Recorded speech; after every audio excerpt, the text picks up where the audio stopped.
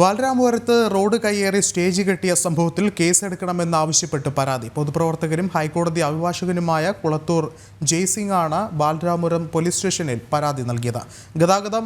ഗതാഗത തടസ്സം സൃഷ്ടിച്ച് ബാലരാമപുരം പഞ്ചായത്ത് നടത്തിയ പരിപാടി തിരുവനന്തപുരം റൂറൽ ജില്ലാ പോലീസ് മേധാവി ഉദ്ഘാടനം ചെയ്തത് വിവാദമായിരുന്നു.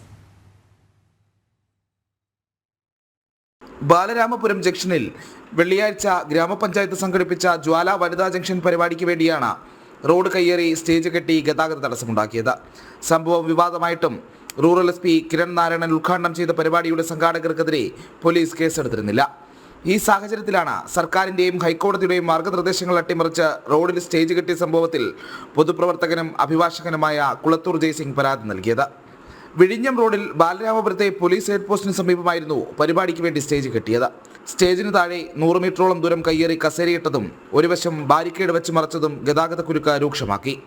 പ്രഥമ ദൃഷ്ട്യാ തന്നെ നിയമലംഘനം വ്യക്തമായിട്ടും ജില്ലാ പോലീസ് മേധാവി പരിപാടി ഉദ്ഘാടനം ചെയ്ത സാഹചര്യത്തിൽ സ്പെഷ്യൽ ബ്രാഞ്ച് പരിശോധന നടത്തുകയാണ്. ഇതിനിടയിലാണ് സംഭവത്തിൽ കേസെടുക്കണമെന്നാവശ്യപ്പെട്ടുള്ള പരാതിയും വന്നിരിക്കുന്നത്.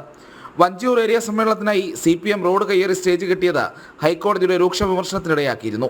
എന്നാൽ ഇതൊന്നും ഗൗനിക്കാതെയാണ് പോലീസ് പിന്തുണയോടെയുള്ള ബാലരാമപുരം പഞ്ചായത്തിന്റെ നിയമലംഘനം അരങ്ങേറിയത്. ജനം, തിരുവനന്തപുരം.